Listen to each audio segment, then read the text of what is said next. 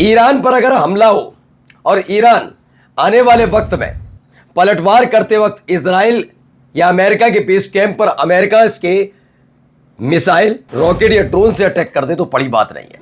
आप कहेंगे कैसे? क्योंकि अब ईरान के हाथ जो जखीरा लगा है अमेरिका के हथियारों का, उससे अमेरिका पेंटागन परेशान है। ये क्या और कहां, कैसे, ये तमाम चीजें होंगी आज आपको दिखाने जा रहा हूं, जिसने ईरान के इस कदम की वजह से अमेरिका और इस्राएल में हड़कंप मचा दिया है। क्या फिर हमला करने की हिम्मत कर पाएगा अमेरिका? क्योंकि अमेरिका के हथियार जब ईरान के पास है तो ये हिम्मत करेगा कैसे अमेरिका? खैर, कहानी से आगे की ये भी है कि हिजबुल्लाह की तरफ से एक और स्ट्राइक हुई, 6 इजरायली सैनिक ऑन द स्पॉट मार गिराए गए। इसके अलावा भी कई अलग अलग जगह ऐसे ही घटनाक्रम को अंजाम दिया। और क्यों, आखिर क्यों भारी तादाद में एक बार फिर से ईरानी उतरे हैं सड़क पर, वो भी दिखाऊंगा। कुछ पुरानी खबरें भी है, ताज़ा कर लेते हैं यादें, वो यादें जो ईरान में इस्लामिक क्रांति से जुड़ी हुई हैं। कुछ ऐसी भी तस्वीरें हैं जिन्हें याद करना इस दौर में सबसे ज़्यादा ज़रूरी हो जाता है। नमस्कार, मैं हूं प्राज्वल गौतम और आप देख रहे हैं the live TV. The live TV, सच सबसे आगे। सबसे पहले ये वीडियो देखिए, ये तस्वीर देखिए। ये तस्वीर है, इसमें बताया क्या जा रहा है।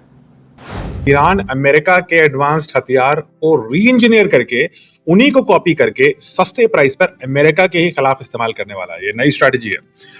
देखिए, ये नई स्ट्रेटजी है, कहा जा रहा है। रिपोर्ट सजेस्टेड, ये सृजन पाल सिंह हैं, इन्होंने इस खबर को बताया है। रिपोर्ट से पता चलता है कि ईरान अमेरिका और इजराइल के उन्नत हथियारों के मलबे का अध्ययन कर रहा है, जिसे रिवर्स इंजीनियरिंग कहा जाता है, जिनमें Tomahawk missile, MQ-9 reaper, GBU-39 small diameter bomb, AGM-158 JASSM और GBU-57 मैसिव ऑर्डिनेंस पेनिट्रेटर जैसे प्रणालियाँ शामिल है।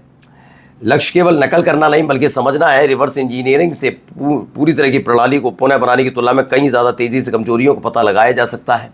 यानी कुल मिलाकर अब आप समझिए कि हालात क्या है। हालात ये हैं कि भाई रिवर्स इंजीनियरिंग की वजह से बहुत दिक्कत में पड़ गया अमेरिका, क्योंकि जो दागी गई थी मिसाइलें वो हत्ते चढ़ी हुई हैं। और रिवर्स इंजीनियरिंग के जरिए ये पता लगाया जा रहा है कि कौन, क्योंकि इसमें खास तौर पर एक मिसाइल, दो मिसाइल हैं। एक इनका टॉम हॉक, उसको लेकर परेशान है, और एक इनका जो बंकर ब्लास्टर मिसाइल है। बंकर ब्लास्टर था ना, जिससे ये इस्फहान में बने न्यूक्लियर फैसिलिटीज़ पर हमला करने वाले थे, उसको, वो दोनों हाथ हत्ते चढ़ गई। अब उसकी कमज़ोरियाँ क्या हैं ये पता करना बड़ा आसान हो गया है ईरान के लिए। अब देखिए एक और खबर देखिए ज़रा, यहाँ पर देखिए कैसे अटैक हो रहा है।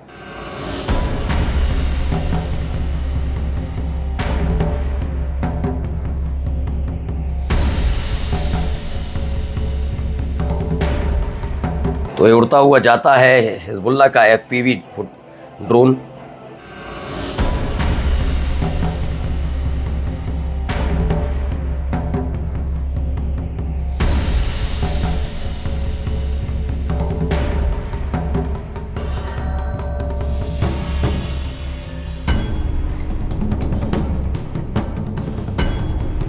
ये देखिए, डायरेक्ट हिट है। तो ये 6 इजरायली सैनिकों को लेकर खबर है, इसमें एक की मौत का दावा है, 6 घायल हैं। ये खबर निकल कर सामने आई। और भी कई खबरें हैं, जैसे अब तेहरान स्लैम से US legalise piracy on high seas as Washington seizes Iranian oil tanker. उन्होंने कहा आप हम पर आरोप लगा रहे हो कि हमने स्ट्रेट ऑफ हॉर्मुज में दो शिप अगर कब्जे में लिए तो आप कह रहे हो पायरेसी है। तो पायरेसी तो आप भी कर रहे हो, आप भी उस इलाके में आकर, हमारे इलाके में आकर और इस पर कब्जा जमा रहे हो, तो उस पर भी सवाल पूछना लाजमी है। तो फिलहाल ये बात लगातार एक दूसरे पर आरोप लगाए जा रहे हैं। चलिए अगली खबर आपको दिखाता हूँ। ये खबर जुड़ी हुई है, Bahrain revoke citizenship of 69 people of banking Iran's retaliatory strike on US base. तो अब बहरीन रद्द करने जा रहा है 69 पीपल की for banking Iran's retaliatory strike on US basis.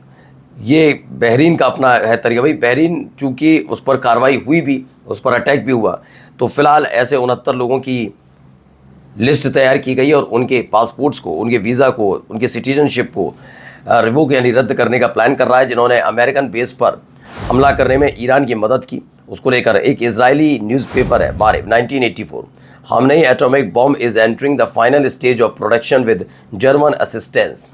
कब कहा था? 1984 में, और तब नेतन्याहू नहीं थे।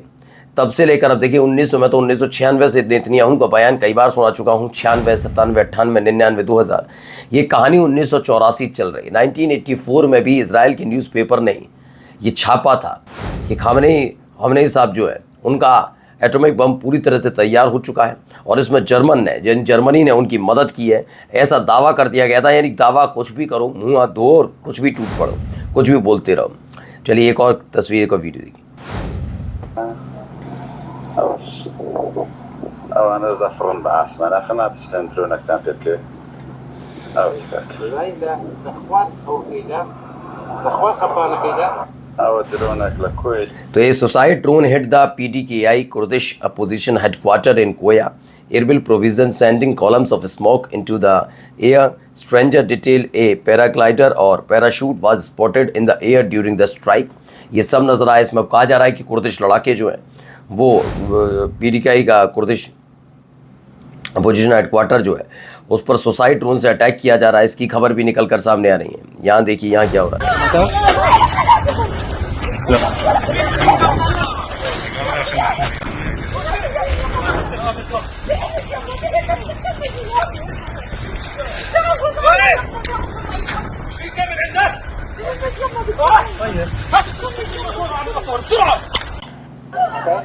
तो दावा किया जा रहा है इजरायली सेटलर जो है उन्होंने फिलिस्तीनियों का एक घर देखिए किस तरह जलाया, वो महिला बाहर रो रही है। ये सब वेस्ट बैंक में हो रहा है। हमने तो एक रिपोर्ट भी दिखाई थी वेस्ट बैंक में कैसे दरिंदगी फैलाई जा रही है, यौन शोषण का, यौन हिंसा का सहारा लिया जा रहा है। चेकिंग के नाम पर जो गुप्तांग होते हैं वहाँ तक हाथ डाले जा रहे हैं। ये रिपोर्ट है, इजरायली सैनिकों की करतूत है। और देखिए यहाँ पर तो जला ही दिया घर, ये इनकी एक्टिविटीज़ हैं, ठीक है ना। आइए एक और खबर देखिए, ये देखिए कैसे अटैक एक साथ सब कुछ। ये दक्षिणी लेबनान से निकली हुई तस्वीर है, डेटोनेट कर दिया गया पूरा इलाका।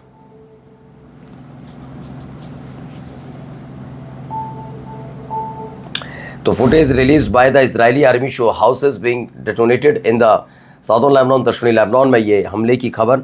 Israel is continuing their terrorist murder spree, they are truly enemy of humanity. अब सवाल तो उठ ही रहे हैं लगातार, लेकिन कार्रवाई के नाम ये देखिए जरा एक वीडियो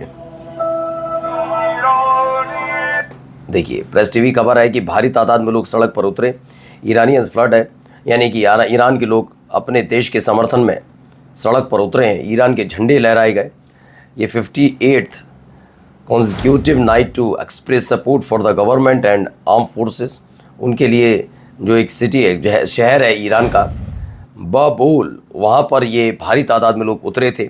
अपने देश के सपोर्ट में ये उतरे और नारेबाजी की ईरान के समर्थन में। ये भी देखिएगा।